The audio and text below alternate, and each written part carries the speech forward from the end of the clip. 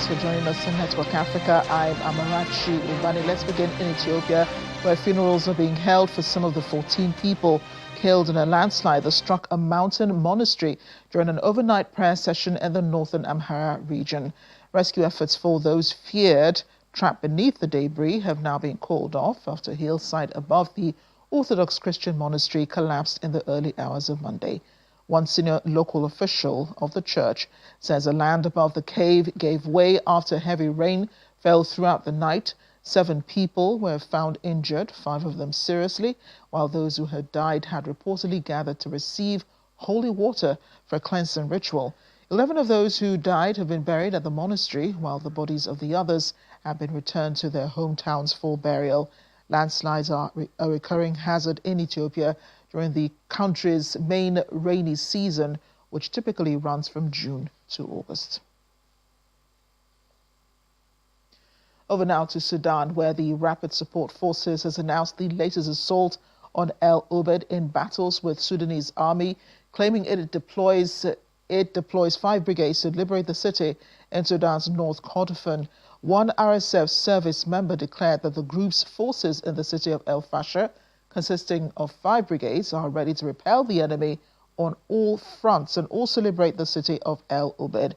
Sudan is divided between rival administrations as the army-aligned authorities control Khartoum and much of northern, eastern and central Sudan, while the RSF and its allies control much of Darfur and parts of Kordofan. Since fighting broke out between the Sudanese army and the Rapid Support Forces in April of 2023, according to United Nations statistics, the conflict has resulted in the deaths and injuries of tens of thousands of people. While about 12 million people have been displaced, more than 25.6 million Sudanese are suffering from severe food crisis. Meanwhile, the United Nations mission in South Sudan has reiterated that protecting civilians and ensuring the safe delivery of humanitarian assistance to vulnerable communities remain its top priorities. During a patrol of Udia, peacekeepers assessed the security situation and engaged with local authorities and community members to better understand their concerns and identify shared solutions. The visit comes as communities across villages in eastern Upper Nile struggle to recover from intense clashes between government and opposition armed groups. Many residents have been forced to flee into the bushes during the fighting, losing loved ones, homes and livelihoods. The conflict has also devastated the area's already limited infrastructure, with homes, schools and health facilities looted or destroyed. As a result, many families now depend on subsistence farming and humanitarian assistance to survive. We are dealing with a community that is comprised of people who have different political views. Some are sympathetic to the government and some are sympathetic to the opposition. Our major goal as civil affairs, or homeless as a whole, is to ensure that these communities, regardless of their political divisions, coexist peacefully. That is our major goal. We have no school at the moment. Like I mentioned before, that everything was looted. So the hospital bed was looted, the school material was looted, the chair was looted, everything was looted. There's nothing here now. Commissioner, sorry, you mentioned something now.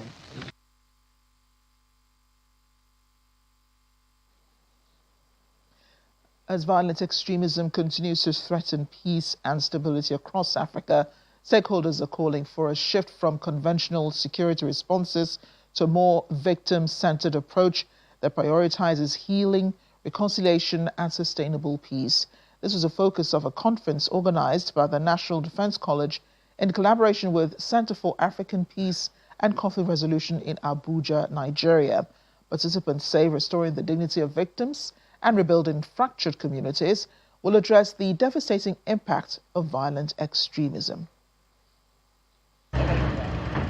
The scars of violent extremism often outlive the attack themselves, leaving thousands of victims struggling to rebuild their lives. This is the premise of the African Peace Fellows Conference, organized by the National Defense College in partnership with the Center for African Peace and Conflict Resolution. Security experts and policymakers are here to examine how restorative justice can contribute to lasting peace across the continent. Themed Restorative Justice and Management of Victims of Violent Extremism in Africa, the conference explores practical approaches to supporting victims while improving on peace-building efforts. While security operations remain indispensable in confronting these threats, sustainable peace demands much more than military substitution. It requires healing, justice, reconciliation, community resilience, and the restoration of human dignity. These are the ideas that define restorative justice and make this conference both timely and strategically important. The director of the Center for African Peace and Conflict Resolution underscored the importance of restorative peace, noting that victims must be at the center of recovery efforts. It is very, very important to explore where and how restorative justice practice could provide the middle ground between those who call for retribution or punishment versus rehabilitation. And neither the victim-centered approach nor the accountability measures we talk about for the offender are opposed to each other. They can be carefully, thoughtfully, deliberately, strategically, balanced to meet the needs of the victim, the person that has experienced the harm. For some of the participants, collaboration is essential to tackling the evolving threat of violent extremism. Reconciliation is the way to go because, it brings people to understand the problems of stereotyping, victimization, and, cultural rigidities that are hindering people to unite and do developmental work together in their different countries. And this is the most forward, approach to resolving conflicts for once and for all. For stakeholders here, defeating violent extremism goes beyond security operation.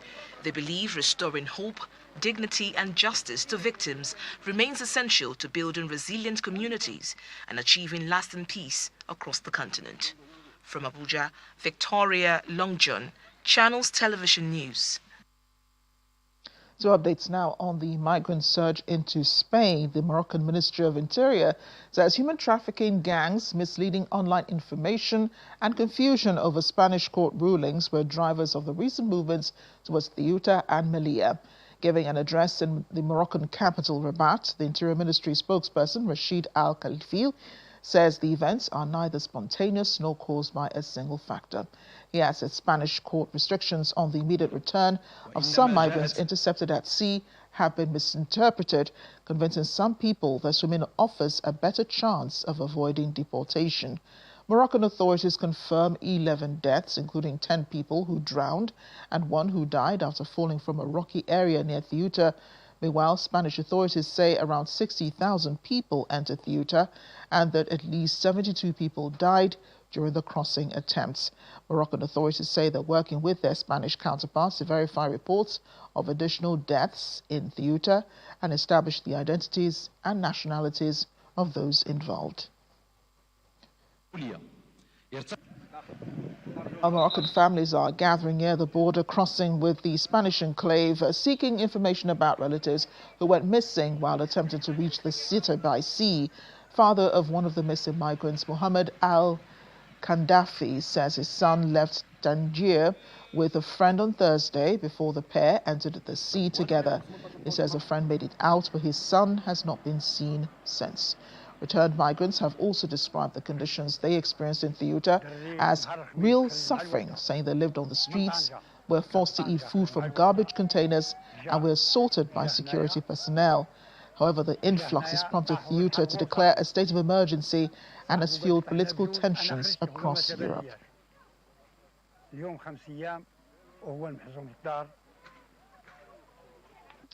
Central Africa. Now, Cameroon's president, Paul Biya, has not returned to the country since he left 2 months ago, but there's been a reshuffle in the country's military. While in absentia, President Biya appointed officials to key positions within the army and promoted 5 colonels to the rank of brigadier general. And one of the newly promoted brigadier generals is Raymond Jean-Charles Beko Abondo, who was immediately reappointed as commander of the elite presidential guard responsible for protecting Biya, a position that he has occupied since 2013. The circumstances under which the latest changes were made have sparked debate, especially among social media users. Biya made the appointments in separate decrees on Monday from the Swiss city of Geneva, where he has been staying since leaving Cameroon on June 7 for what his team described as a brief private stay. Many in Cameroon have criticized the lack of information about his activities and the uncertainty surrounding the duration of his foreign trip. After last year's election, he promised to name a new cabinet, but he's yet to do so. So let's bring in journalist and founder, Africa Broadcasting Service in Texas, the United States, Chris Anu. Chris joins us from Texas, of course. Thank you for joining us on the program today, Chris. Thank you for having me, Amara. It's a pleasure. And I'd like to begin by asking you what you think is going on with President Paul Biya's absence from Cameroon. He's still reportedly in Switzerland, right? He is, and it's been over 55 days as we speak, and nobody has a better clue as to what is happening to him. Yeah, and as regards the cabinet reshuffle, we are learning this is not the first time it's happened in the president's absence. Do you think he's really the one making these changes in order to remain in power, or he does have some proxies on the ground who are ruling Cameroon in his absence? It is really difficult to tell who is doing what at this moment because we know that even before Biya left Cameroon, this is a man who could barely walk, who could barely recognize his environment or tell where he is. You will recall that I think only about 3 years ago he was in Washington, D.C. at a conference, and he was asking, where am I? Who is here? What am I going to say? He barely understands his environment. And so, for these appointments, it is difficult to tell who made those appointments. Of course, the seals are legitimate, the signatures are legitimate, they feature on the official side of La République du Cameroon, the presidency's official side.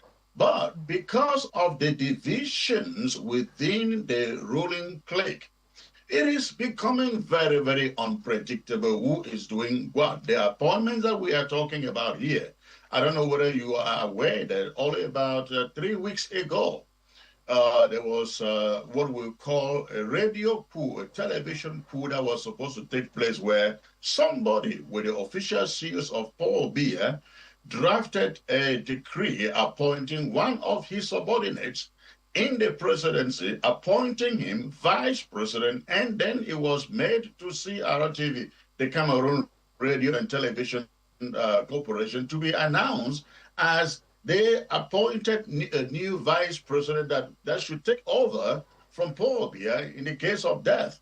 Now, it turned out it was a boss, it was a fake decree.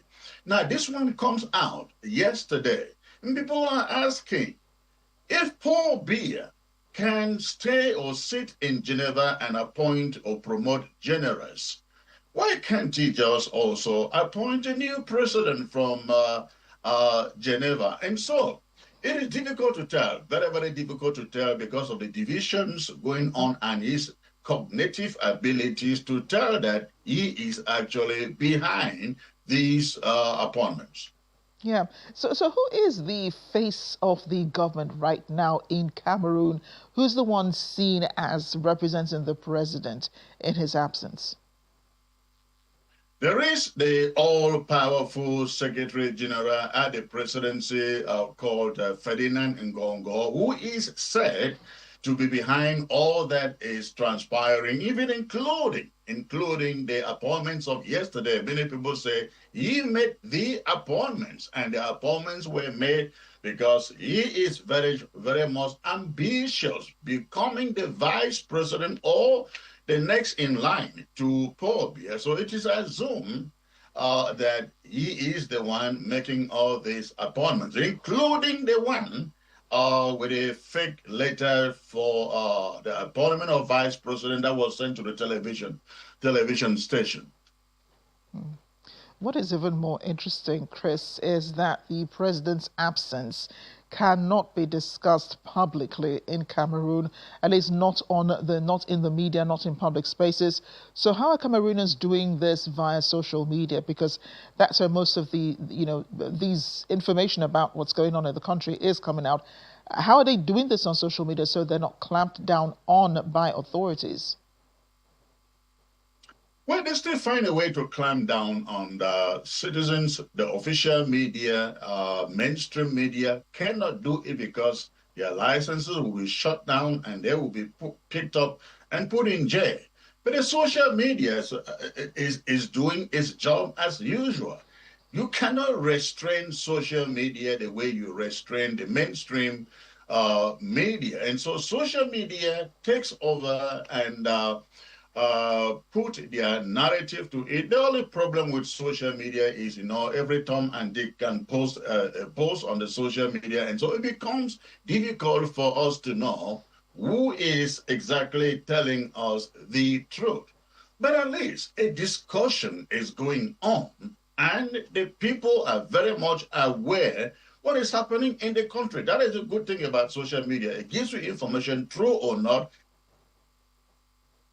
going on. And that is what is going on in this case of Paul Biya. There is no day without social media talking about what is going on in Geneva. They are counting the days. They are asking questions that would be asked by the mainstream media, but they cannot for fear of retribution. Chris, thanks a lot for explaining this to us and speaking to us on Network Africa. Thank you very much. My pleasure. We're off on a short break now on the program. Still ahead, Kenyan athletes receive heroes' welcome in Nairobi following their outing at the Commonwealth Games in Glasgow. Stay with us.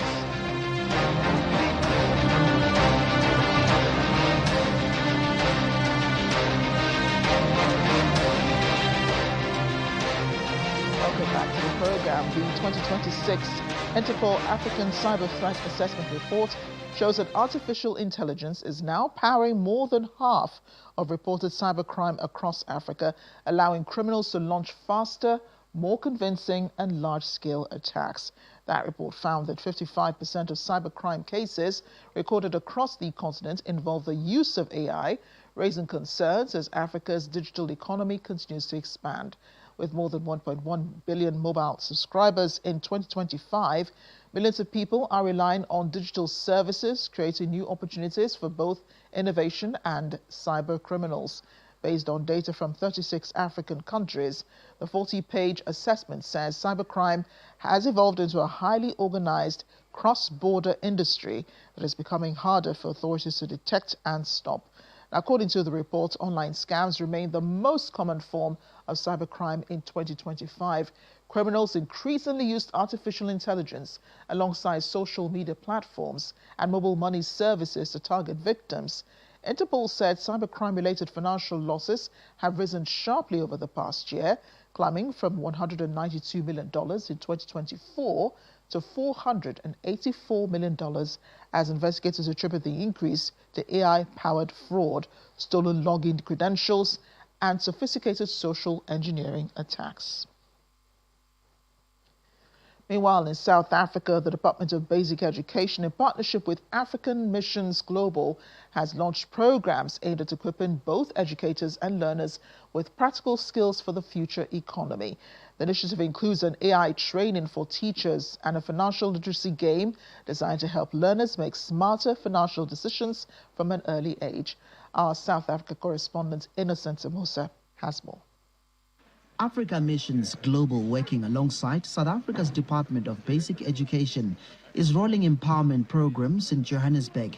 It is expected to prepare schools for the future. Organizers say the goal is not to replace teachers, but to empower educators with tools that can improve teaching outcomes and better prepare learners for the rapidly changing world. The truth is that Africa Missions Global, they have a vision, and the vision is the Horizon 2033. And it is based on the United Nations Sustainable Development Goal number 4, which focuses on education. And so this initiative is to upskill, about 100 million people in Africa before year 2023 in the area of education. And it stems from the fact that if you give a man fish, you feed him for one day. But if you teach a man how to fish, then you feed him for life. The program uses game-based learning to teach learners about budgeting, saving, risk management, and financial decision-making in a practical and engaging way. Artificial intelligence is a tool, and as teachers we need to use it responsibly. So teaching teachers how to use the AI to assist them to create differentiated learning, to help create personalized learning, to really augment what they're doing in the classroom. So no, not replacing them. We need to teach children how to socialize. We need to teach children what we are as human. Educators and stakeholders underscored the importance and the role of financial education in community development. I think AI is one of the technology which we need to embrace as a school, as it much helps in terms of the enhancement of the knowledge of learners, in terms of verifying the information which are being taught at school, and that also helps them in terms of learning outside the classroom, which means beyond the classroom they can still learn. We are not regretting to come here. The information that we are here for is very, very productive and essential, if I can say that. The young people left the event inspired to achieve even more. Today I've learned the value of money and how important we should take, and that sometimes AI is not about everything. You find out there's errors in AI and that maybe you just need to understand by using our own brains. Yes, research is extremely important when AI gives you answers, because AI's answers cannot always be correct. It's always might be and might not be. For organizers, the broader vision is about upliftment, ensuring that communities are equipped not only with academic knowledge, but with the digital and financial skills needed to thrive in the modern economy. From Johannesburg, South Africa, Innocent Samosa, Channels Television News. In diplomacy, Nigeria's ambassador to Israel, Nkechi Ufochukwu, has presented letters of credence to President Isaac Herzog at an official ceremony in Jerusalem. The presentation of letters formally marks the commencement of Ambassador Ufochukwu's diplomatic assignment as Nigeria's ambassador to the State of Israel. It also reaffirms the federal government's commitment to further strengthening the long-standing cordial relations between Nigeria and Israel. Meanwhile, both countries have reaffirmed commitment to deepening bilateral cooperation in security and defense, agriculture, technology, healthcare and trade. That commitment was renewed during the valedictory visit of outgoing Israeli ambassador to Nigeria, Michael Freeman, to the Minister of Foreign Affairs, Ambassador Bianca Odumegwu-Ojukwu, in Abuja. The minister commended Freeman for strengthening relations between both countries during his tenure and pledged Nigeria's readiness to expand collaboration in counterterrorism, intelligence sharing, border security, security financing, and capacity building. The Nigerians in Diaspora Commission, NIDCOM, has congratulated Nigerian-born engineer Oluwami Dosumu Ogumbi on her achievement as the first black woman to earn a Doctor of Philosophy degree in robotics from the University of Michigan. NIDCOM's chairman and CEO, Abike Dabiri-Erewa, commended Dr. Dosumu Ogumbi for her brilliance and commitment to excellence, highlighting that her success is yet another testimony to the outstanding contributions of Nigerians in the diaspora across diverse fields. Mrs. Dabirerewa noted that earning the highest academic qualification in the highly specialized field of robotics is not only a personal milestone but also an inspiration to countless young Nigerians, particularly girls and women, aspiring to pursue careers in science, technology, engineering and mathematics, STEM for short. Kenya has given its athletes a hero's welcome in Nairobi after they returned from Glasgow 2026 Commonwealth Games with the country's best performance in more than a decade, winning 12 medals in all. Bronze medalist Irene Jekemboy, the first Kenyan woman to win a Commonwealth Games javelin medal, says she hopes her achievement will inspire more women to take up the event. Women's 800-meter silver medalist Lilian Odira also describes winning a medal for Kenya as a proud moment shared with her coach, family and supporters. Well, Team Kenya finished the games with 3 gold, 4 silver and 5 bronze medals, placing them 12th overall. The competition, I was not sure if I was going to win, but mentally I was prepared. I knew that my competitors also were, the field was strong, so I was prepared. Here's our fun fact as we end the program this Tuesday. Did you know that Guinea-Bissau's Bijagos archipelago is home to one of the world's most unusual hippo populations? Unlike most hippos, these animals regularly swim through saltwater channels and travel between islands in the Atlantic Ocean. The rare behavior makes the Bijagos hippos unique among species. Their remarkable adaptation to coastal habitats has helped make the archipelago one of Africa's most extraordinary wildlife and biodiversity hotspots. And that's my time on the program today. Thanks for watching. I'm Amarachi Ubani.